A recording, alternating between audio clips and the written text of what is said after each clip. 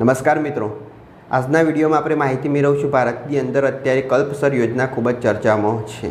ભારતમાં ગુજરાતની અંદર ખંભાતનો અખાત, મિત્રો ખંભાતની અખાતની અંદર જે નદીઓ એ દરિયાને મળે છે એ નદીઓનું જે મીઠું પાણી હોય એ રોકવામાં આવશે। સાથે દરિયાના ખારા પાણી સાથેનો જે સંગ્રહ થાય છે એ સંગ્રહ રોકી અને મીઠા પાણીનો યોગ્ય રીતે પીવા માટે સૌરાષ્ટ્રની અંદર અને દક્ષિણ ગુજરાતની અંદર યોગ્ય ઉપયોગ કરવામાં આવશે। આજના વિડીયોમાં આપણે સમજીએ આ કલ્પસર યોજના શું છે। સાથે જ વડાપ્રધાન મોદી તાજેતરની અંદર નેધરલેન્ડની મુલાકાત પર હતા।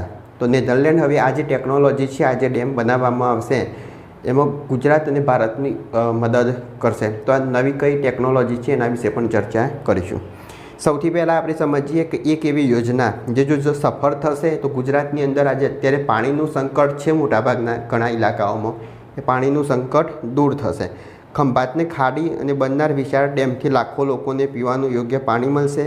સાથે જ વીજળી ઉત્પન્ન કરવામાં આવશે અને આખો ગુજરાતનો નકશો પણ બદલી શકે। આ એક એવી મોટી યોજના છે। હવે નેધરલેન્ડ આમાં શું આપણે મદદ કરશે એના વિશે ચર્ચા કરીશું। નેધરલેન્ડ એટલે મિત્રો વિશ્વની અંદર એક એવો દેશ કે જે અત્યારે પાણીની કઈ રીતના ઉપયોગ કરવો, પાણીનો યોગ્ય રીતના ઉપયોગ કરવામાં વિશ્વમાં પ્રથમ નંબરે છે।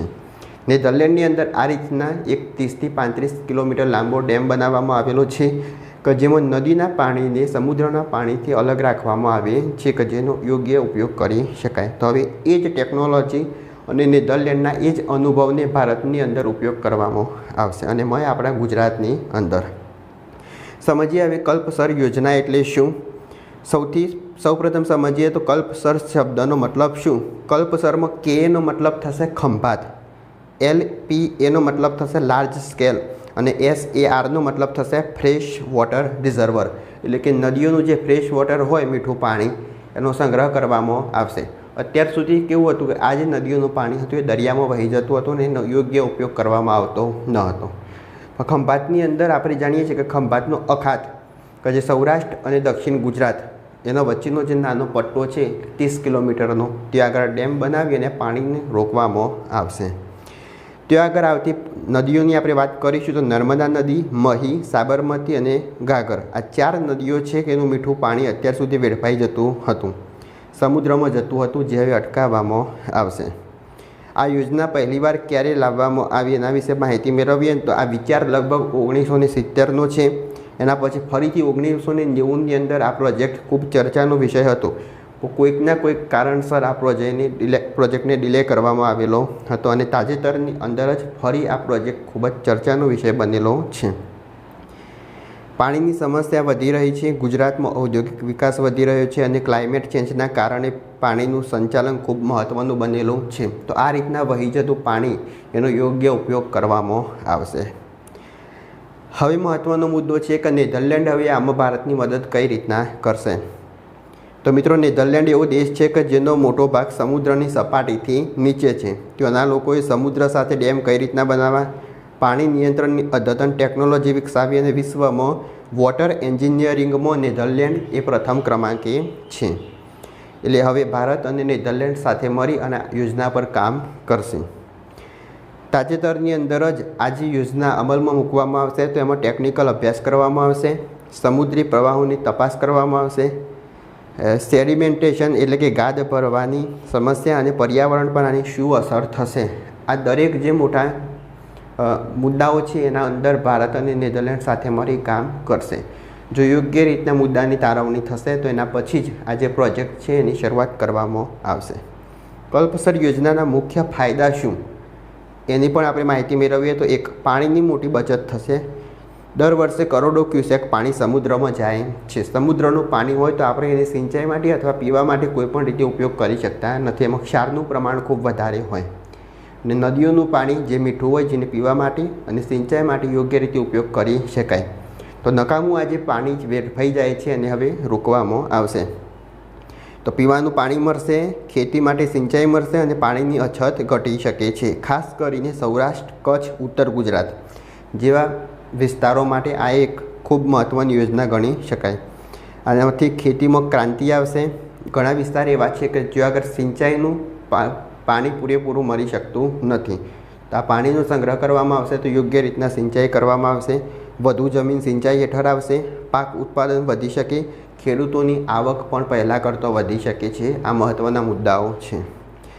સાથે જ જ્યારે ડેમ બનાવવામાં આવશે અને પાણીનો સંગ્રહ કરવામાં આવશે ત્યારે ટર્બાઇનથી વિદ્યુત ઉત્પન્ન કરવામાં આવશે, એટલે સિંચાઈ, પીવા માટે સાથે સાથે વીજળી ઉત્પન્ન કરવામાં આવશે। એ પણ એક મહત્ત્વનો ઉપયોગ છે। રોડ અને ટ્રાન્સપોર્ટની વાત કરીશું મિત્રો, તો અત્યારે આપણે દક્ષિણ ગુજરાતમાંથી સૌરાષ્ટ્રમાં જવું હોય તો 240 કરતાં વધારે કિલોમીટરનું અંતર કાપવું પડે। જ્યારે આ ડેમ બનાવવામાં આવશે એના પર 16 લાઇન જેટલી રોડ બનાવવામાં આવશે। કચ્છથી સૌરાષ્ટ્રથી દક્ષિણ ગુજરાત જવા માટે માત્ર 60 કિલોમીટર અંતર કાપવું પડશે। એ ડેમની ઉપર જ એક રોડ હશે, 60 મીટરનું અંતર કાપી તમે દક્ષિણ ગુજરાતમાંથી સૌરાષ્ટ્રમાં જઈ શકો। તો આ જે રોડ અને ટ્રાન્સપોર્ટની સુવિધા છે એ ખૂબ જ સમય ઘટાડશે, સાથે જ મુસાફરીની અંદર જે ખર્ચ થતો હોય એમાં પણ ઘટાડો થશે। ઔદ્યોગિક વિકાસની વાત કરીએ તો નવા ઉદ્યોગો આવી શકે, રોજગાર વધી શકે અને બંદરોને પણ ફાયદો થઈ શકે। પણ આ જે યોજના હોય, આપણે જાણીએ છીએ કે કોઈ પણ એવી મોટી યોજના હોય તો એની વિરોધ પણ થતો હોય છે। એ જ રીતના કલ્પસર યોજનાનો પણ વિરોધ કરવામાં આવ્યો। ખંભાતનો અખાત એટલે ત્યાં આગળ દરિયા કિનારાનો છેલ્લો ભાગ કે જો આજુબાજુ દરિયો આગળ ના વધે એના માટે મેંગ્રુવ્સના અથવા ચેર સુંદરીના ઝાડ વાવવામાં આવેલા હોય છે કે જેથી દરિયાને આગળ વધતો અટકાવી શકાય। હવે જો આ પ્રોજેક્ટની યોજના શરૂ કરવી હોય તો આ જે દરિયા કિનારાના જંગલો હોય એનો નાશ કરવો પડશે। નાશ કરવાને કારણે કેટલાક પર્યાવરણવિદો દ્વારા આનો વિરોધ પણ કરવામાં આવેલો છે। અત્યંત મોટો ખર્ચ, કલ્પસર યોજના માટે અત્યંત મોટો ખર્ચ પણ થઈ શકે છે। આ ખર્ચની આપણે વાત કરીશું તો 1.30 લાખ કરોડ રૂપિયાથી લઈ અને 1.50 લાખ કરોડ રૂપિયાનો ખર્ચ થઈ શકે। એ અત્યારનો ખર્ચ છે, જેમ વર્ષ આગળ વધતા જાય એમ આ ખર્ચમાં પણ વધારો થઈ શકે। ઘણા લોકો એવું માને છે કે આટલો મોટો ખર્ચ કર્યા પછી પણ શું આ યોજના સફળતાપૂર્વક પાર પડશે કે નહીં, આ એક મોટો પ્રશ્ન છે। પર્યાવરણની અસરની વાત કરીએ તો ખંભાતની ખાડી એટલે કે દરિયાઈ જીવસૃષ્ટિ, માછલીઓ, મેંગ્રોવ અને ઇકોસિસ્ટમ મોટા પ્રમાણમાં છે। એટલે નિષ્ણાતો એવું માને છે કે આમની સાથે છેડછાડ કરવાથી કુદરતી પ્રવાહમાં ફેરફાર થશે અને પર્યાવરણને પણ નુકસાન થઈ શકે છે। સાથે જ માછીમારોએ પણ ચિંતા વ્યક્ત કરી છે। ઘણા માછીમારો કહે છે કે જો સમુદ્રનું સ્વરૂપ બદલાશે તો માછીમારી પર પણ અસર પડશે, કારણ કે જેટલા ભાગની અંદર એટલે કે દરિયા કિનારાના ભાગની અંદર માછીમારી કરવામાં આવે છે, હવે ત્યાં આગળ સમુદ્રનું પાણી રોકવામાં આવશે અને નદીઓનું પાણી ભેગું કરવામાં આવશે, એટલે માછીમારીઓ પર આની અસર થઈ શકે।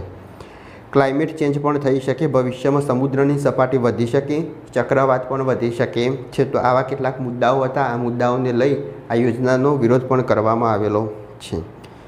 હવે છેલ્લે આપણે સમજીએ કે શું ખરેખર આ યોજના શક્ય છે કે જેની અંદર નદીઓના પાણીને સમુદ્રના પાણીથી અલગ રાખી શકાય? તો આ સવાલનો જવાબ એ સરળ નથી। કેટલાક નિષ્ણાતો માને છે કે આ યોજના ગુજરાત માટે ગેમ ચેન્જર બની શકે।